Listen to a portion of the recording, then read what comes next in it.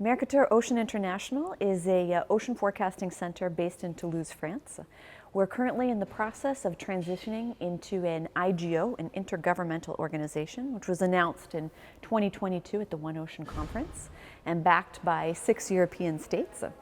And so it will be dedicated to ocean prediction and also providing different digital ocean services. We implement the Copernicus Marine Service for about a decade now, and that will continue into the future. We offer data that comes from satellites in situ and numerical models that offer forecasting about 15 days into the future.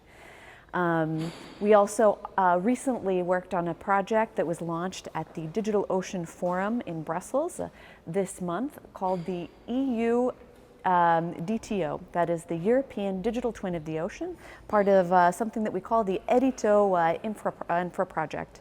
And what this is a digital replica of the ocean fed by European data from the Copernicus Marine Service and also EUMETSAT on top of a cloud powerful infrastructure which allows different users to run what-if scenarios, for example, and test different things within this protected environment to better understand our ocean and plan for the future.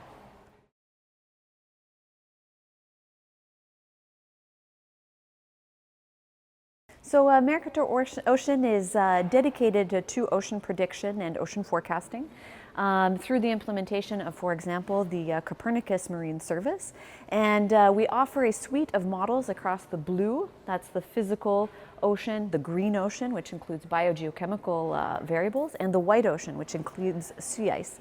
And so this allows us not only to see what's happening in the ocean in the past, but also in real time as an operational service and with forecasts. And in the next generations of R&D projects now, they're working on longer forecasts, so prolonging these 14-day forecasts to even longer periods.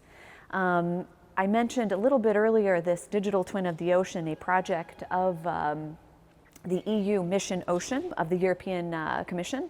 And this cross-DG initiative is fed by European data assets and creates the next generation of models for ocean prediction. Also, it includes a layer which will include what-if scenarios to allow us to look at different things like what if marine heat waves in this area augmented? What would be the effects?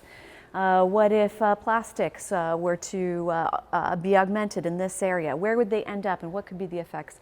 So there's many different things to explore here and an important tool for policymakers as we adapt to our changing climate.